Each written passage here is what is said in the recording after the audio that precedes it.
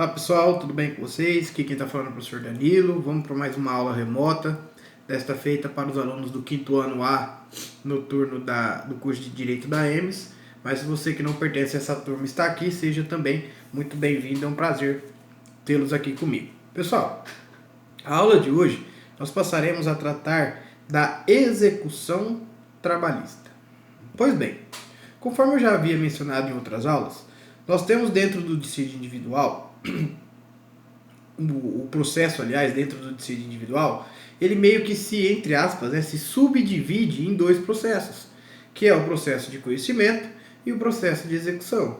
No processo de conhecimento, eu tenho a busca para garantir os meus direitos, e no processo de execução, eu pego aqueles direitos que eu consegui e transformo eles em dinheiro, tá? Então, a execução trabalhista serve para transformar os direitos em dinheiro. E ela está prescrita lá, ela se inicia lá no artigo 876 da CLT. O artigo 876 da CLT, ele vai lá e fala o que a Justiça do Trabalho é competente para executar. Então, serão executados na Justiça do Trabalho decisões transitadas em julgado ou decisões que não tenham tido efeito suspensivo. Ou seja, transitou em julgado, pega a sentença e executa. Ou, ainda que não tenha transitado em julgado, como a gente já viu, todos os recursos possuem efeito meramente devolutivo. O efeito suspensivo deve ser pedido, requerido dentro do recurso. Se porventura não o foi, eu posso já executar provisoriamente, tá? Serão executados ainda dentro da Justiça do Trabalho acordos não cumpridos, termos de ajuste de conduta firmados perante o Ministério Público. Então, o Ministério Público do Trabalho vai lá, notifica uma empresa, faz um acordo com a empresa para a empresa fazer arrumar determinadas condições lá. A empresa não arruma. Se a empresa não arruma, a Justiça do Trabalho, o Ministério Público vai executar aquele termo de ajuste de conduta. Tudo bem? E por fim, termos de conciliação firmados na Comissão de Conciliação Prévia. Aqueles acordos que são realizados em Comissão de Conciliação Prévia. Então eu tenho sentença que transitou em julgado ou que não possui efeito suspensivo. Eu tenho acordo não cumprido, termo de ajustamento de conduta não cumprido e termos de conciliação que não são cumpridos. Aqueles termos firmados dentro da Comissão de Conciliação Prévia. Tá? Qual é a competência para o processo de execução? A competência para o processo de execução é no local onde o processo se originou, ou seja, onde tramitou o processo de conhecimento. Lógico, quando eu falo de processo de execução e processo de conhecimento, dá a entender que são dois processos, mas é um só. Né? É que ele se subdivide na fase de conhecimento e a fase de execução. Então, o processo de execução, ele é competente dentro do local em que ele se originou. Tudo bem? Num caso de título extrajudicial, por exemplo, um termo de ajustamento de conduta, tá? Quem terá competência seria o juiz que teria competência para um processo de conhecimento relativo à matéria. Tá? Então, quando eu tenho um termo extrajudicial, vamos imaginar, se eu tivesse tido uma ação para chegar naquilo ali, onde a ação tramitaria? Tramitaria na empresa, na cidade X.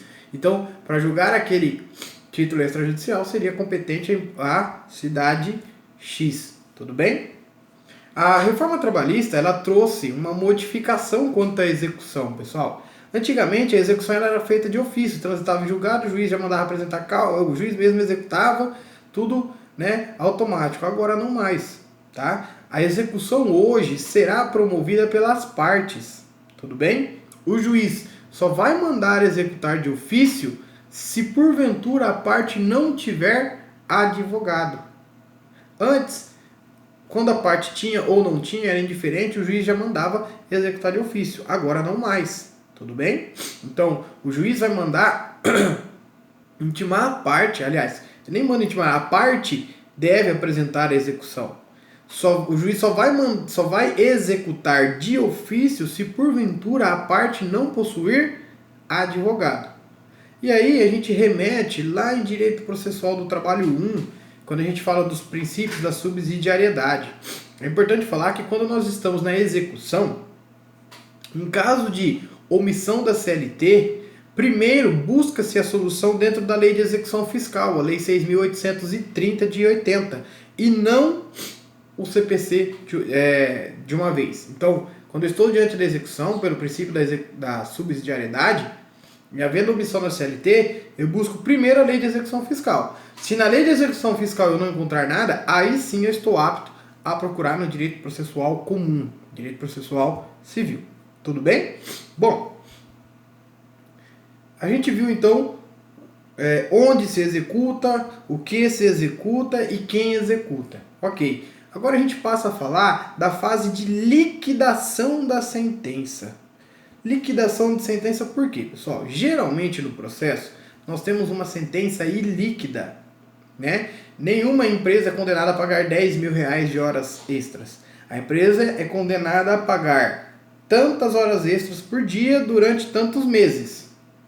Depois, na liquidação de sentença, vai falar, bom, quanto valia cada hora extra? Quantos meses? Quanto tempo?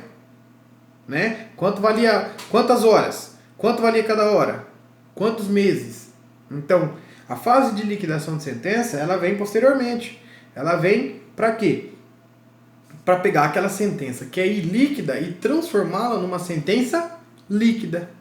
Pois bem, essa sentença líquida, essa liquidação da sentença, ela pode ser, ela está entre o processo de conhecimento e o processo de execução. Então eu tenho aqui processo de conhecimento, processo de execução. A liquidação de sentença, ela é essa ponte que vai ligar até a execução. Ou seja, eu preciso fazer os cálculos para depois eu começar a executar, porque eu só posso executar a partir do momento que eu tenho um valor justo, um valor correto, um valor definido por meio da liquidação da sentença. E como essa sentença ela é feita? Bom, a liquidação da sentença ela pode se dar por três formas. Ela pode se dar liquidação por cálculos, que é o procedimento mais comum, onde se apenas se realiza cálculos aritméticos. A discussão é acerca dos cálculos apresentados pela parte, se está certo, se não está, se o juro está certo, se a correção está certa, enfim. Liquidação por cálculo é bem tranquilo.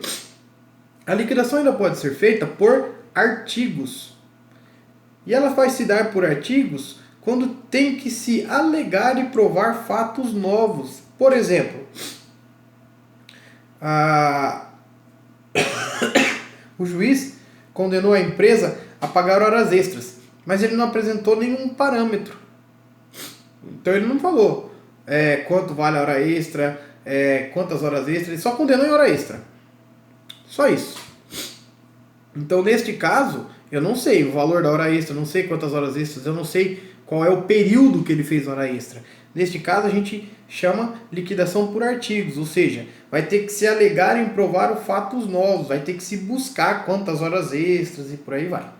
Tudo bem? Então eu tenho por cálculo, mais comum, por artigo, e tenho ela por arbitramento, que se dá quando não for possível nem por cálculo e nem por artigo. Por exemplo, eu tenho uma sentença que fala o seguinte, olha, o reclamante tem direito a uma porcentagem do faturamento mensal da empresa.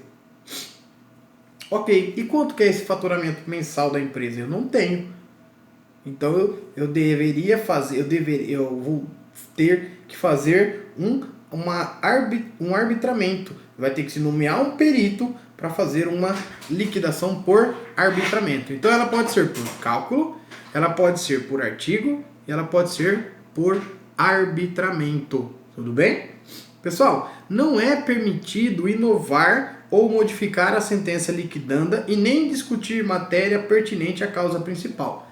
Transitou em julgado, eu não discuto mais se ele fez ou não fez hora extra. Eu também não posso inventar um direito que não foi requerido, tá? E também não posso diminuir um valor a meu bel prazer, tá? Não posso inovar ou modificar o que está escrito na sentença. Então, se a sentença condenou em 10 horas extras, é 10 horas extras, não é nem 9 nem 11. Se a sentença condenou em 10 horas extras durante 11 meses, não é 10 horas extras durante 10 meses e nem 10 horas extras durante um ano. Tudo bem? Eu não posso inovar nisso daí. Tranquilo? O artigo 879, parágrafo 1º-A, fala o seguinte, que as partes serão intimadas para apresentar o cálculo de liquidação, incluindo a contribuição previdenciária. Ou seja, eu vou apresentar quanto que eu tenho direito, eu vou falar, ó, desse aqui ainda tem que ser recolhido X reais a título de previdência social. Tudo bem?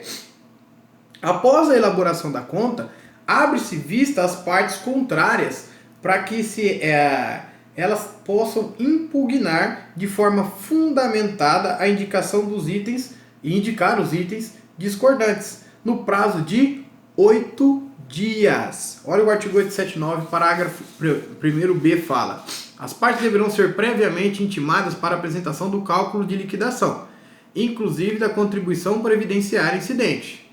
Elaborada a conta e tornada líquida, o juiz deverá abrir às partes prazo comum de 8 dias para impugnação fundamentada com a indicação dos itens e valores objeto da discordância sob pena de preclusão. Ou seja, vou ler de novo. Elaborada a conta e tornada líquida. Ou seja, as partes apresentam a conta. Automaticamente, depois elas são intimadas para falar da conta um do outro. E mostrar onde concorda ou onde discorda e por quê. Quais são os itens que você discorda. Olha, eu discordo disso porque por causa disso, disso e disso. Tudo bem? Então, notem, a parte faz a liquidação de sentença, ou por cálculo, ou por artigo, ou por arbitramento. Feito isso, as partes são intimadas para apresentar a sentença, ok. A outra parte, contrária, é intimada para verificar. Fala, olha, eu não concordo porque aquele calculou dessa forma, ou calculou da outra forma, e não é assim. O correto é assim, dá tanto. Tudo bem? Depois que se elaborou as contas, depois que chegou as partes apresentaram a conta e falaram, também intima-se a União para que ela, no prazo de 10 dias, se manifeste se ela concorda ou não. Por quê? Porque automaticamente nós temos que apresentar o cálculo já com a contribuição previdenciária. Então a União é intimada para se manifestar, para falar se concorda ou não concorda com aquele cálculo. Ainda, por fim, pessoal, caso haja cálculos complexos, o juiz pode nomear um perito para a elaboração destes cálculos. Tudo bem?